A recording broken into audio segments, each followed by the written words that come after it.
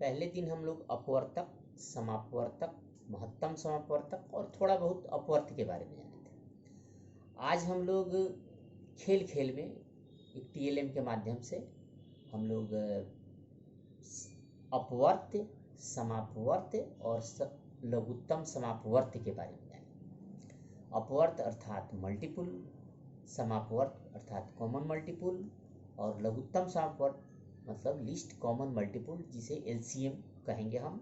अब इसके बाद हम लोग लघुत्तम समापवर्त के लिए एलसीएम शब्द का ही प्रयोग करेंगे। चलिए अब हम इसको टीएलएम के माध्यम से बता रहे हैं।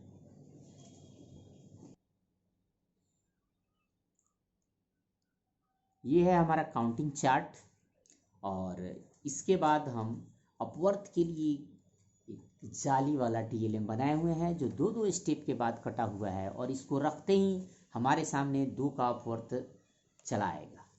सारे 2 के अपवर्त 150 के बीच के सारे अपवर्त हमारे सामने आ जाएंगे। 2, 4, 6, 8, 10, 12, 14, 16, 18, 20, 22 और यूं करते हुए 150 तक जाएंगे। उसके बाद भी अपवर्त 2 दहाई 20 तक ही नहीं होता है, 2 10 या 20 तक ही नहीं होता, अब अनंत तक जाता है। हमने 150 तक बनाया, अनंत तक तो कोई बना नहीं सकता है। तो चलिए ये 2 का अपवर्त रहा। अब इसके बाद हम देखते हैं इसी तरह आपके सामने ये जाली रखते ही 4 के मल्टीपल आपके सामने आ जाएंगे। ये रहा, ठीक है। अब इसी तरीके से अब आपके सामने 6 का मल्टीपल है। इसी तरीके से आपके सामने ये 8 के मल्टीपल है। अब इस तरीके से हम सारे मल्टीपल, कई मल्टीपल के मेरे पास टीएलएम है जिसके माध्यम से आप देख लेते इसे जादुई तरीके से। लेकिन अब हम कॉमन मल्टीपल की बात करेंगे, समापवर्त की बात करेंगे। तो जैसे हमको अगर 6 और 8 इन दोनों का 6 और 8 इन दोनों का समापवर्त निकालना हो तो इन दोनों को हम एक साथ करके और इस जाली को रख देंगे तो हमारे पास 6 और 8 का कॉमन मल्टीपल आ जाएगा, ठीक है। समापवर्त 6 और 8 का हमारे सामने होगा और इसमें जो सबसे लघु होगा, जो सबसे छोटा होगा, जो सबसे लीस्ट होगा वो लघुत्तम समापवर्त होगा। यानी 6 और 8 के जाली को रखते ही जो पहली संख्या आएगी वो एलसीएम होगी, यानी 24। 6 और 8 का एलसीएम हो गया। फिर इसी तरह हम 6 के साथ अगर 4 वाले चार्ट को रखते हैं, ये 6 और 4 ये 2 चार्ट को रखते हैं तो 6 और 4 का एलसीएम 12 होगा और ये सारे कॉमन मल्टीपल आ गए। 6 और 4 के ये कॉमन मल्टीपल होंगे और चूंकि सबसे पहले 12 आया, सबसे लीस्ट सबसे लघु 12 है तो इसलिए वो 12 एलसीएम हुआ। अब हम 4, 6 और 8 इन तीनों 4, 6 और 8 तीनों का एलसीएम जानना चाहते हैं। चलिए इसमें हम 2 को भी जोड़ देते हैं। 2, 4, 6, 8 ये चारों संख्याओं का एलसीएम जानना चाहते हैं तो इन चारों चार्ट को हम इसके ऊपर इस पर रखेंगे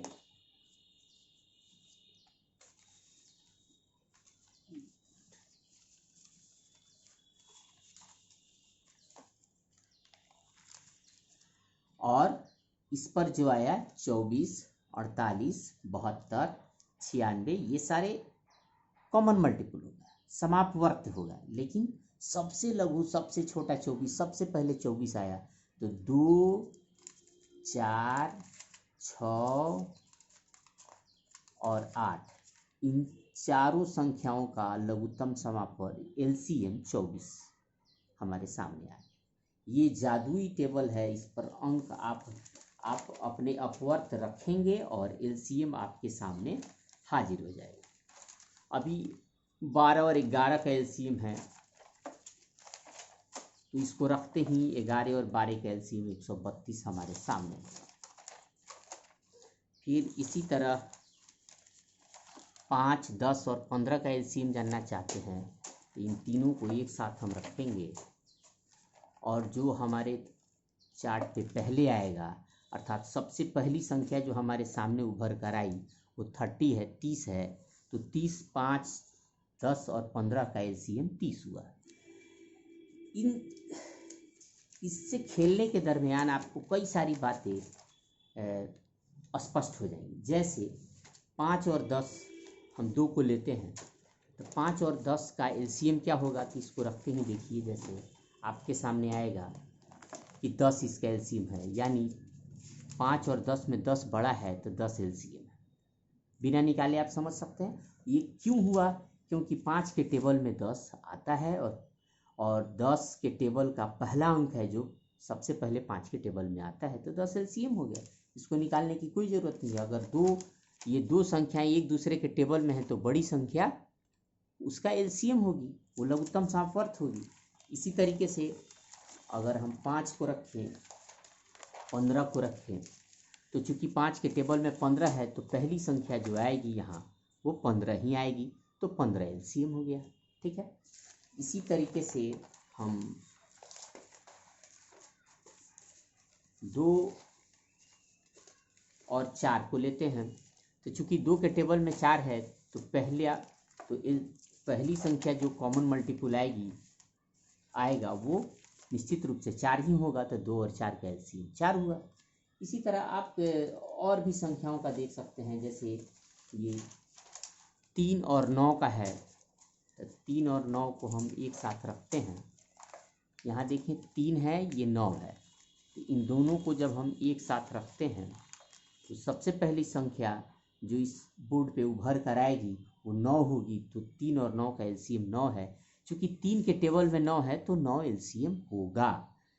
इसी तरीके से हम यह भी देख सकते हैं कि 2, 4 और 8, 2 के टेबल में 4 है और 4 के टेबल में 2 के टेबल में 4 और 4 के टेबल में 8 है, तो निश्चित रूप से 8 जो तीनों में बड़ी संख्या 8 है वहीं इसका एलसीएम होगी। ये हम इस चार्ट के आधार पर देख सकते हैं। सबसे पहले 8 आया, ठीक है, तो 8 एलसीएम हुआ। इसी तरीके से अगर कोई दो संख्याएं हैं जो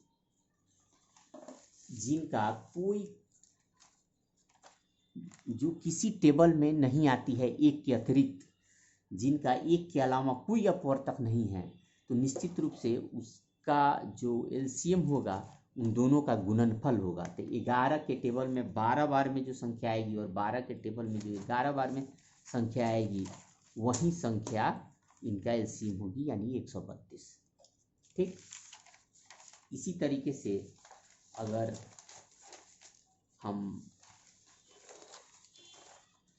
5 और 12 लेते हैं तो 5 और 12 किसी टेबल में नहीं है, तो 12 और 5 का जो गुणनफल होगा जब मल्टीपल होगा 60, वहीं सबसे पहले इसका कॉमन मल्टीपल होगी और वहीं एलसीएम कहलाएगी।